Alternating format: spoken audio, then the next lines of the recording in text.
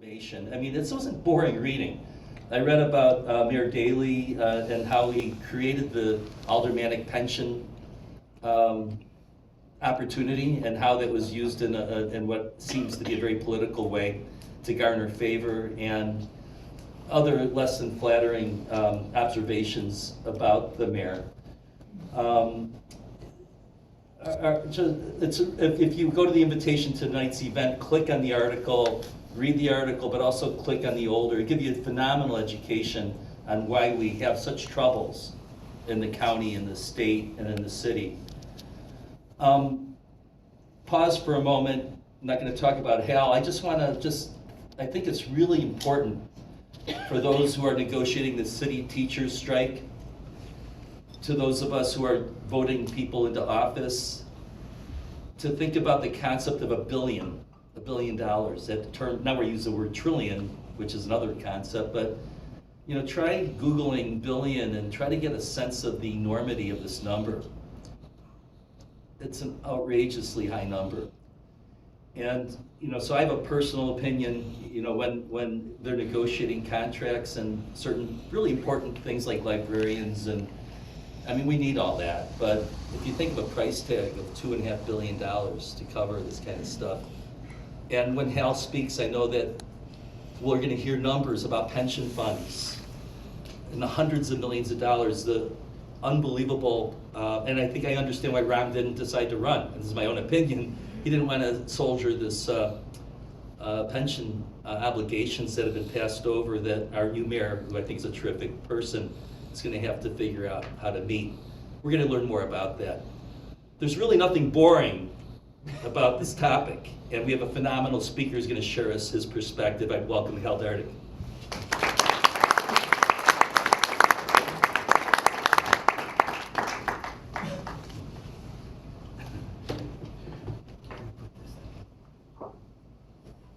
Oh, well, we know how to do this. Well, let me get the. Sure. Want to jet this first?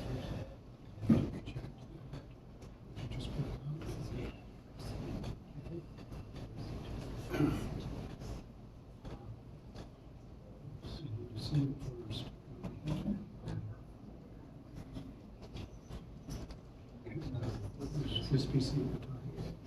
Oh, yeah.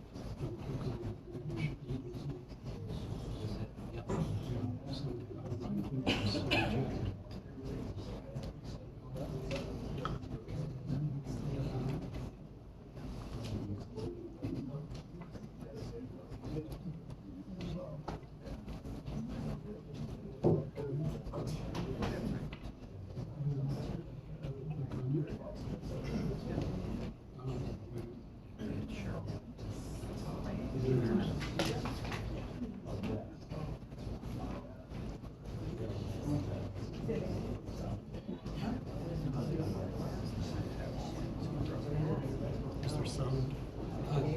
No, there's no sound. After that introduction from Mike, I don't think I recognize myself anymore, but it was very kind, Mike. And I hope that I can make this sort of interesting for you folks. I think it's important stuff, and the people in this room probably have a keen interest in what's going on in the city. And I'm going to touch a little bit on the our suburbs too, because there's a lot of changes going on there. First I want to say it's really nice to be back in Rogers Park. I spent a few years here back in the 80s. I lived in one of Mike Lasser's mom's buildings over on Jarvis. I love this community. I had to move because I was working out in the suburbs and it was just too long of a commute. But I still like, lots changed, but it still has this quality of inclusion, it's probably the most diverse community in the city. I know it's the most diverse community in the city, and people have a lot of great spirit here, and I really still like it. First, I want to start with a little bit, because coming up tomorrow, we're on the eve of Mayor Lightfoot's budget proposal. This is the presentation she was giving, or people were giving at meetings, town halls. She held, I think, 5 throughout the city, and So we're on the eve of that, and I think that it's gonna affect a lot of people's lives, and sort of segue into the pension issue that Mike talked about. And then afterwards, and I can try and not speak too long, because I'm not the most scintillating speaker. I can't live up to Mike Lasser's reputation. But I will, after that, open it up to questions from folks. And I'm glad to answer any questions you have about city finances, politics. I'm pretty familiar with state government and the problems they face too. We can talk about that a little bit. But so, like I said, we're on the eve of the mayor's budget address. And it's going to be an interesting scene tomorrow because she's also trying to deal with the Chicago Teachers Union strike, and they're going to be protesting outside this meeting. It's her first big budget address, which is always a big event at City Hall. So the theatrics of it are going to be kind of interesting. But the thing that she has to address, and by her own count, by Mayor Lightfoot's count, the budget shortfall is $838 million. Like Mike said, I covered City Hall for over a decade. I've been watching it in a year and a half since I've become an investigative reporter, and I've never seen a shortfall anywhere near that. I believe it's a city record. Now to Lightfoot's credit, I want to point some things out here if I can find the right page.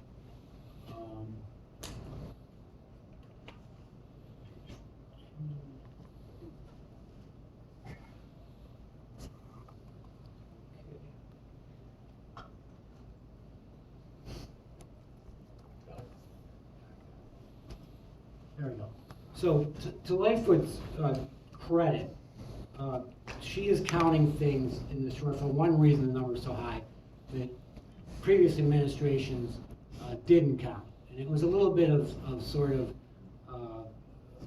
verbal sleight of hand, because yeah, the operating deficit in the city's day-to-day operating account didn't include this stuff, but it's still debt that the city has to pay and faces every year. So she's including in here the settlements and judgments, the full cost.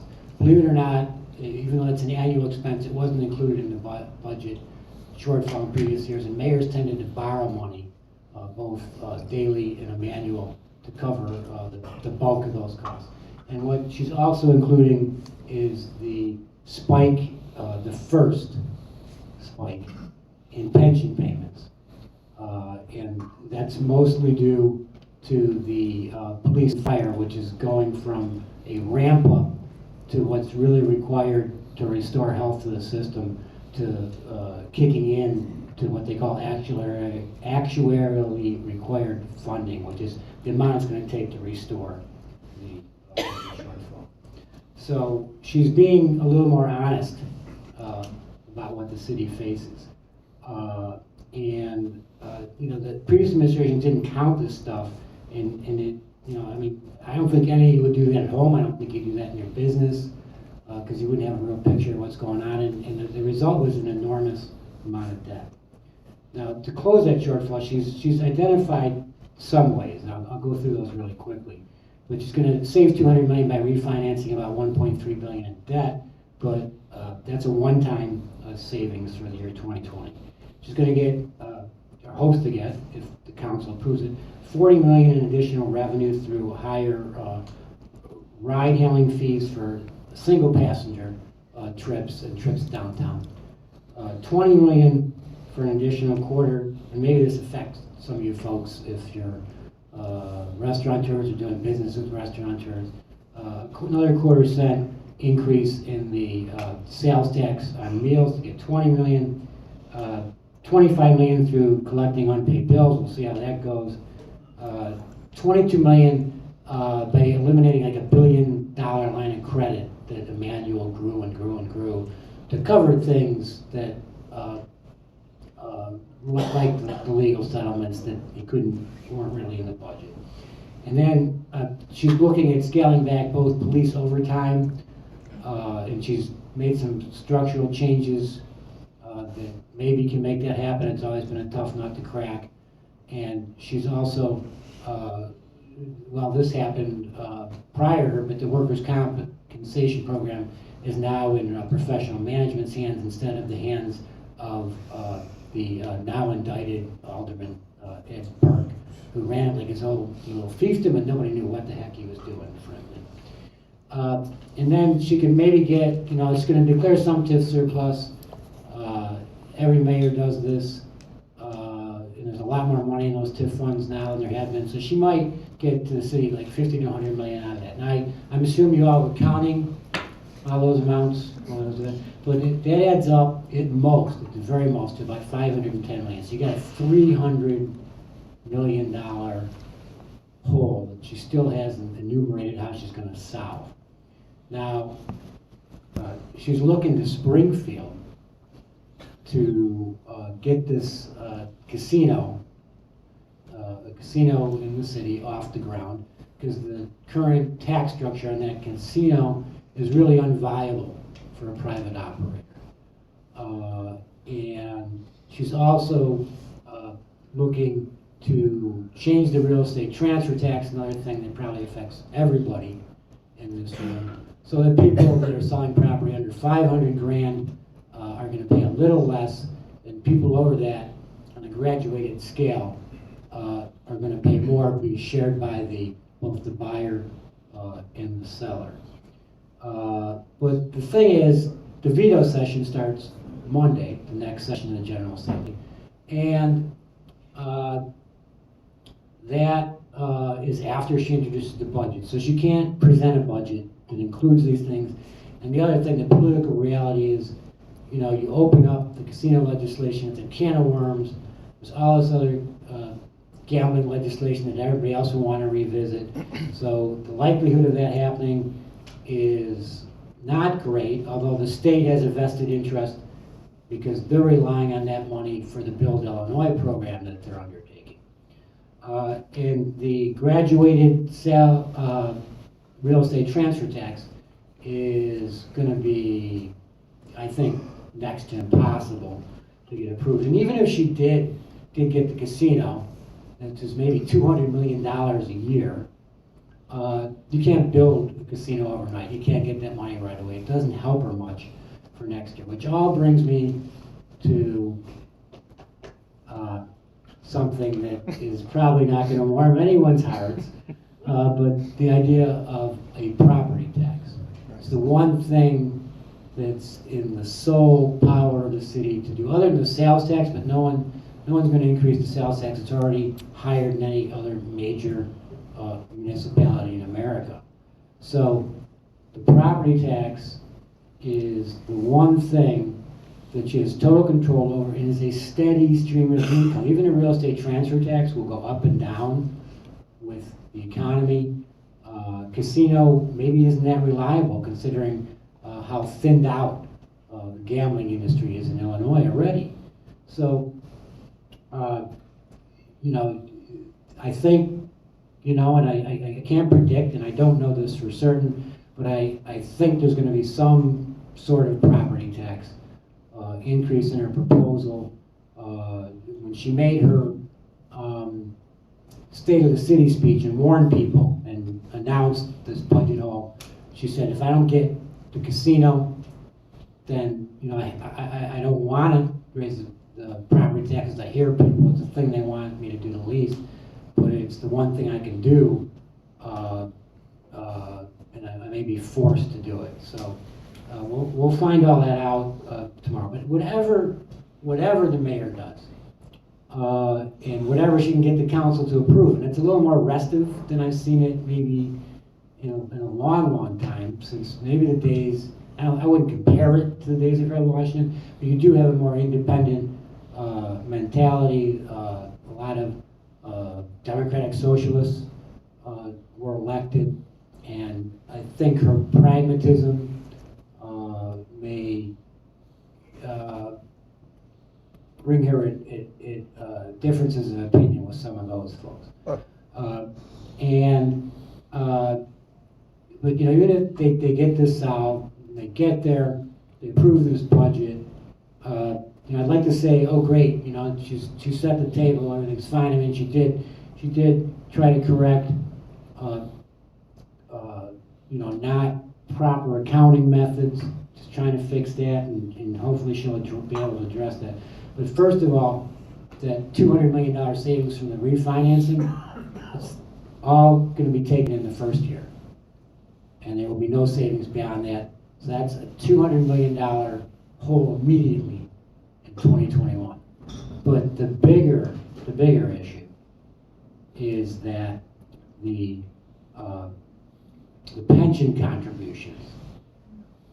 This year, the personnel and benefits are a little bigger, but that's only because, and this is the other thing that she counted that other mayors haven't counted. She's including what she estimates the back pay will be to settle police and fire contracts. Other mayors borrowed to cover those costs in the past. But so those pension payments over the next 4 years are going to spike by nearly $1 billion, $989 million.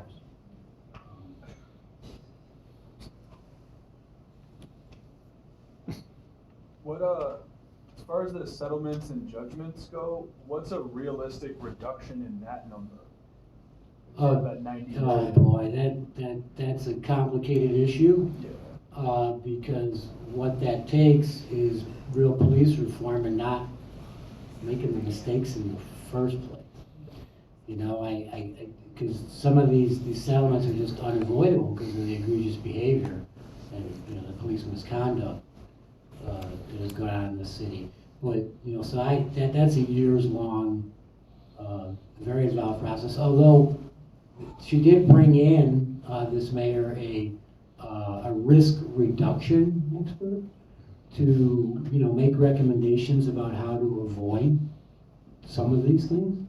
So, you know, how long that takes either, I don't know. But you're right. It's out of hand. It's bigger than per capita than, you know, New York, LA. So, and so, as you can see from this chart, there's this huge pension spike over the next 4 years, starting with 2020 and going through 2023. It's bigger than the spike that I know you all lived through. Record city property tax increase.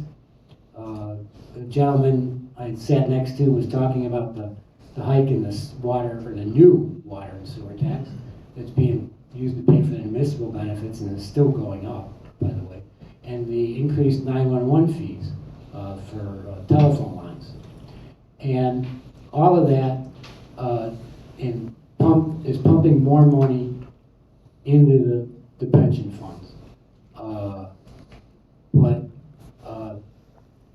And there's a payment plan that the mayor got in place. And I give Mayor Emanuel credit. He did take steps to address a problem that had been ignored by his predecessor for over a decade. They all knew this was coming, that these pension funds were going to go broke by 2030, basically, if there was no intervention. But the hill is so steep to get to that actuarially required funding. And what's interesting is with all this money coming in, I think it's, if I remember off the top of my head, it's about $800 million a year that's going directly to the pension fund. There's no games being played with that. But the pension debt over the last 4 years continued to grow.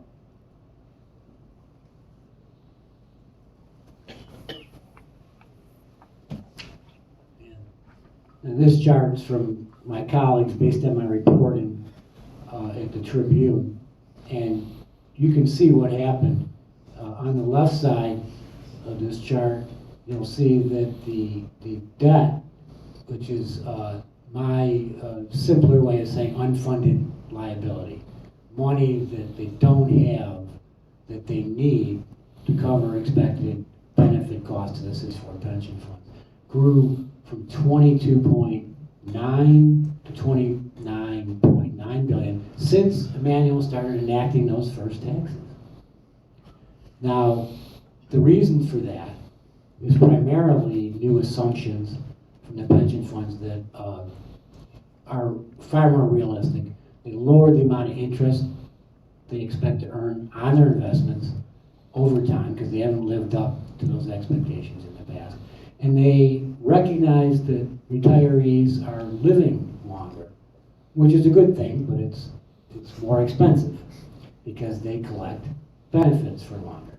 That's about 5.8 billion in increase. But the other 1.1 billion is primarily because the city still isn't paying in enough, and take that together with the contributions from the employees, still not enough money going into those pension funds to even cover the cost of benefits for each year.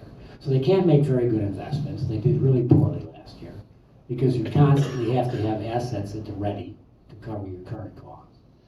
And you also aren't paying enough in, so more is going out. And the city gained another 1.1 million in debt because of that, coming to the nearly 7 billion. And then you can see on the right side, they were 30.5% funded in 2015 when all the taxes started, and now they're down to 23% funded. There is no other large city in America that comes even close to having that kind of unfunded liability. So, and like I said, I'm not trying to knock Mayor Mann because he did address something that existed, but he left. And Mike sort of alluded to one reason why he maybe didn't run, and I think this he did have to factor into his thinking, among other things, the Laquan McDonald scandal, obviously. But he knew that this was coming after the end of his second term. Some would argue it was structured that way. It's just gonna take a lot of creativity, more than a casino, other ways of raising revenue, and cutting costs, which we might be able to do that through fire contracts and other things that are going to be able to come up with that extra $1 billion by 2023. Now, just because I'm all cheerfulness and light up here, doesn't mean I don't have some bad news.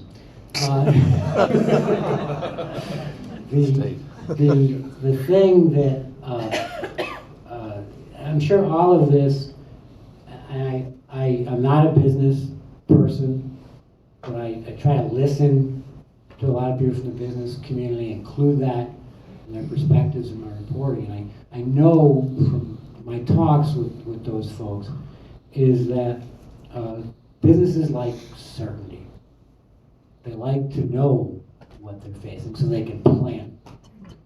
They can know what their costs will be in the future, what's a worthwhile investment, what's not. And all of this, the uncertainty of the how the city will solve its budget woes and pension problem, how combined with what will happen at the state level with the referendum to increase or to move to a graduated income tax, which will affect businesses too. What the state does with its record pension hole of $130 billion, which is climbing at even a faster rate than the city of Chicago. Now that all that nervousness, but and uncertainty that provides, there's another uncertainty on the horizon. I wanted to touch on this a little bit. It may have already affected some of the folks in this room, and that's Assessor Fritz Kagi came into office. He defeated Joe Barrios. And he was addressing a story I was proud to have worked on. Fritz Kagi was, which was the tax divide, which pointed out inequities in the taxing system that basically punish punished the poor. They're paying more than their fair share, and to a large extent, wealthier folks weren't being assessed properly and thus weren't paying their fair share. But a lot of attention was paid to residential, but there was a commercial aspect to that. And the commercial aspect was that large properties probably weren't paying enough, and Katie comes into office, he vows to fix that, and we'll see how right he is, but he has changed, and maybe you guys are all familiar with capitalization rates, but it's basically a way of, in real shorthand, a way of looking at what you can expect in your return on an investment for a commercial property. And he changed those so dramatically that they've resulted in this huge spike, subject of a future story. But I can tell you this, because this has been out in the public domain, that there was basically in the north suburbs and the northwest suburbs, this affected Evanston to an even greater extent. There was a shift in the property tax burden of whereas before, I think the businesses were paying I know that the shift was 10%. So a 10% chunk of the entire property tax burden, if these assessments hold, we don't know that yet. There's many appeals pending, which could dramatically change this. But if they hold, and the appeals board say, yeah, Fritz Katie got it right, that these properties weren't assessed properly. And I know you're already all assessed at 2.5 times what residential is, but that's what the state law is. And what's going to happen is there's going to be this huge shift in the property tax burden that will affect businesses even more. And one of the most staggering statistics is, in Katie's reports on this, is that in Evanston, the sales, the apartment buildings, the larger apartment buildings, and by larger I mean bigger than 6 units, basically. The median assessed value increased 281%. Now, some of that, and I don't know what portion of it yet, I'm trying to figure this out, is because of those really high-end apartment complexes that they built, so that skewed it. But a lot of it is just, he's valuing those things, all of them, at a much greater level. Now that I've cheered you all up thoroughly, I want to open the floor to questions. I think this is a pretty informed audience. I'm sure you've got some good ones, and I think I want to give Mike first dibs. No? Good. Okay, we'll go right to the floor. This new marijuana law, is that going to bring? Yeah, the marijuana law. I didn't factor that in. It's we'll see how it gets off the ground. But at most, according to the city's own estimate, that's another $10 million in the first year. Evanston did something really creative. Someone told me about today, and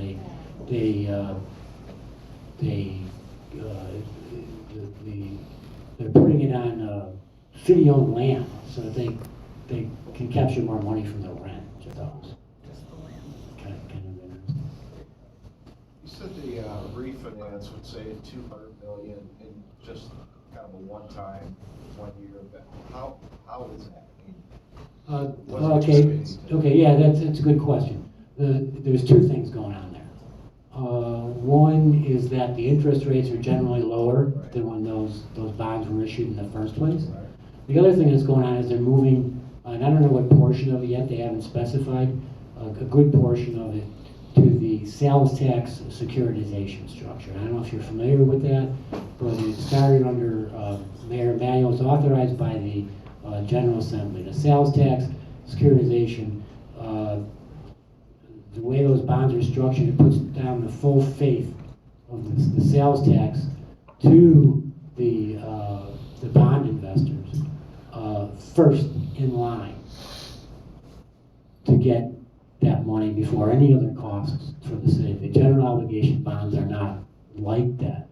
making the likelihood of default much less, resulting in higher ratings and getting them an even lower interest rate. I just ask a question, because if you're refinancing, I mean, you get lower interest rates, that would be a continuation, you know. The way they're structuring it, and we asked them that question, that's a really good question, because the old scoop and toss tactics of the prior administrations, where they pushed that out into the future and it would cost more in the long run, they're not doing that. It's going to be the same maturity dates. So.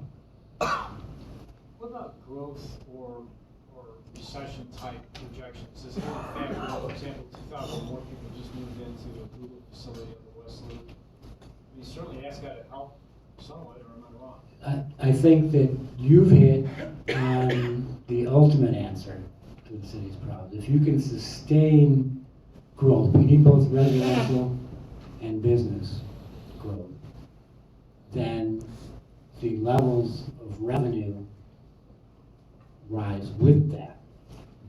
And over time, that could have a dramatic effect on closing and eliminating the budget gap. There's an opportunity zone, there's an opportunity zone out from the medical campus, and there's some really fascinating, great technologies coming.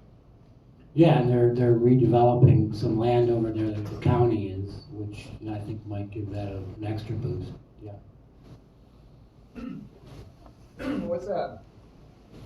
What do the bondholders say? The buyers of Chicago bonds, what are they pricing it at? What's the ratings? I mean, that's typical. Yeah, I don't have the details at the top of my head. I think that they expect the debt on this new issue to be 5.5. I mean, are they bullish? Are they neutral? What's the... I think they like the sales tax securitization, although there have been some court cases as a result of Puerto Rico. What I mean is that, look, they're going to hold a bond for 10, 15, 20 years. Is this sustainable? Is there going to be a brick wall? They're going to keep raising taxes. At some point, at what point do the bondholders just go, the math doesn't work? And I'm curious as to, J.P. Morgan, Citibank, Goldman, what are they saying? Do we have anything on that? So far, they've been eager to continue to finance these So debts, just, believing that until- the city will come up with the money one way One way or the other. Yeah, I mean, under state law, Chicago, no municipality has the right to declare bankruptcy, but state laws can be changed. I really think What, that 67%? Don't you need 67%, 2/3? I'm not sure about that It's vote. not gonna change. Probably not. And the other thing is, we've seen in Detroit where, people thought, bankruptcy would fix things, and it really